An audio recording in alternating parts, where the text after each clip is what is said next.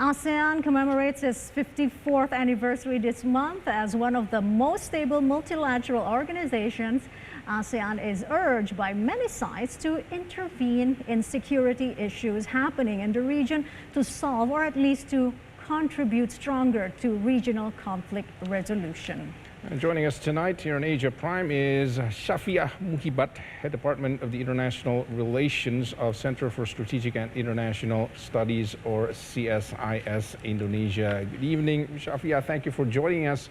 Now, when we talk about ASEAN, ASEAN is not an association based on regional security matters. It's more like a non-political approach, talking about peace zone within the region. But now there has been a shift, talking about more on the security issues within the region. What's your take on that? Well, the past 1.5 years have been very challenging for ASEAN indeed. I mean, there's the pandemic, the spread of the COVID-19, and then the efforts, competition to secure vaccine. There are also security concerns, as you mentioned, some episodes in the South China Sea, and then since February, now we have a coup in Myanmar. I mean, I wouldn't say that these issues are dominated by security affairs. Rather, it's parallel to global challenges. I mean, the challenges occur across all sectors and dimensions.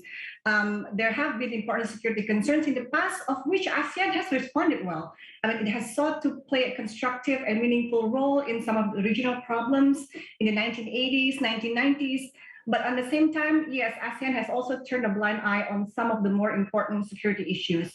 So I think what ASEAN is facing is, one shock after the other to the region. And looking at Myanmar, for example, as the political crisis there continue to deteriorate, criticisms towards ASEAN and the calls for ASEAN to take action have grown louder and louder, both from the international community and also from within the region itself. So I think some of these criticisms are justified, some are unfair.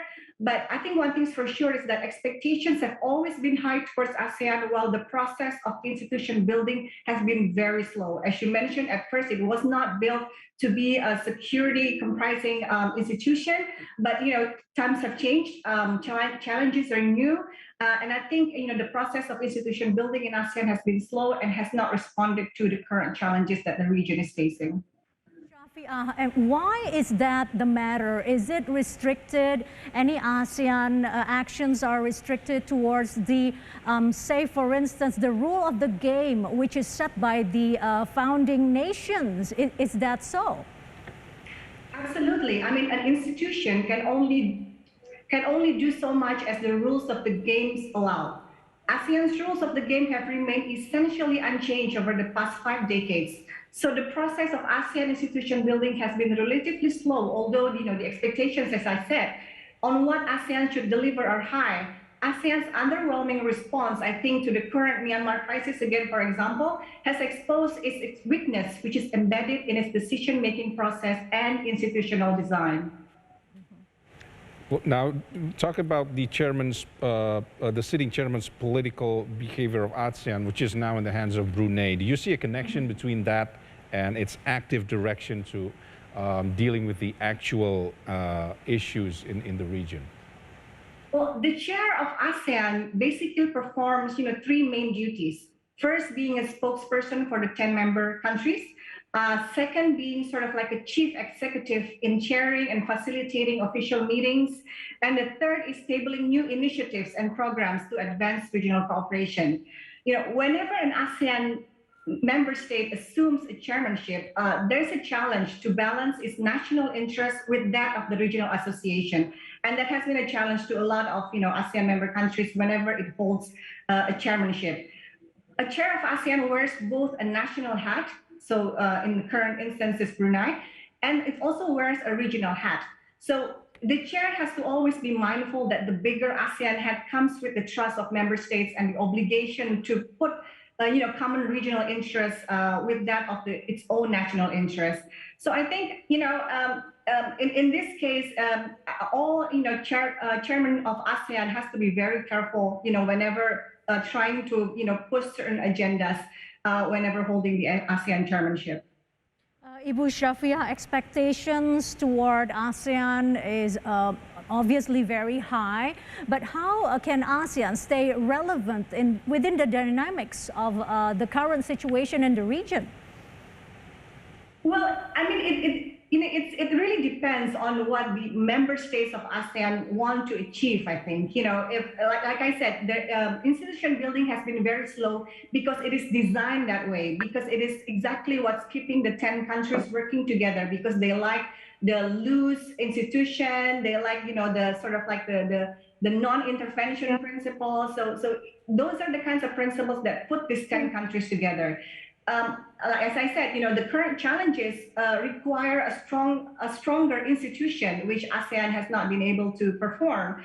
But on the other hand, the dilemma is there is a concern that if you take away some of these principles, then maybe one or two countries might not want to be still together in ASEAN. So I think there's a challenge there, and I think all the 10 ASEAN member countries must work together to find a solution to this.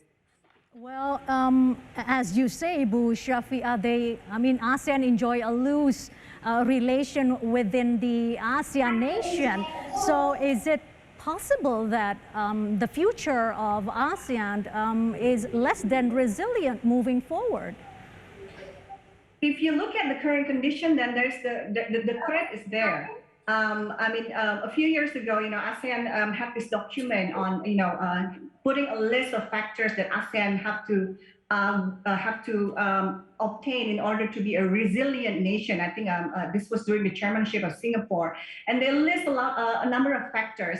But unfortunately, listing a number of factors is not enough to actually be ready or be resilient in facing future challenges.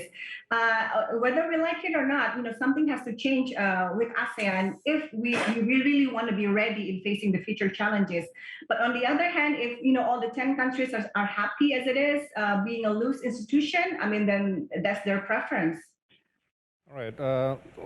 Lastly, talk about the Indonesian role as one of the founding nations of ASEAN back in '67. Now, today, Indonesia managed to have some breakthroughs through the IORA declaration and the Indo-Pacific concept. How do these agreements have a real impact on the other members? And what can Indonesia do to make ASEAN and its members stay united, but also at the same time not violate the non-intervention principle of ASEAN? Sure.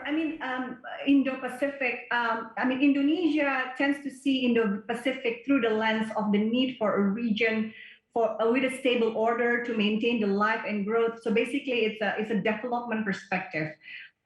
This is why the aim eventually is an Indo-Pacific that has less competition and more cooperation. So this is actually complementary to the existing foreign policy objectives, including through ASEAN.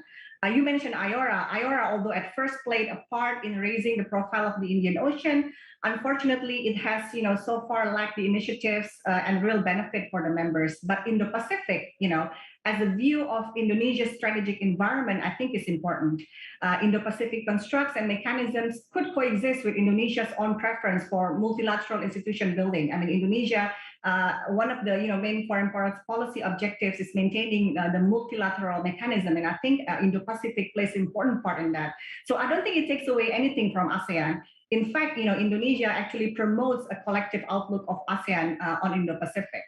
Now, on what Indonesia can do, I think, like I said, ASEAN is an association of 10 countries, and Southeast Asia now is different to 1967, 54 years ago when ASEAN was established. At that time, regional interactions was dominated by a few strong leaders. Now it's different.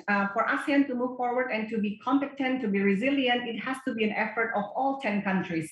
There has to be political will from all 10 countries. So there's very limited efforts that Indonesia can do. But as far as Indonesia is concerned, ASEAN remains important, and I think essentially vice versa. Indonesia is also important to ASEAN.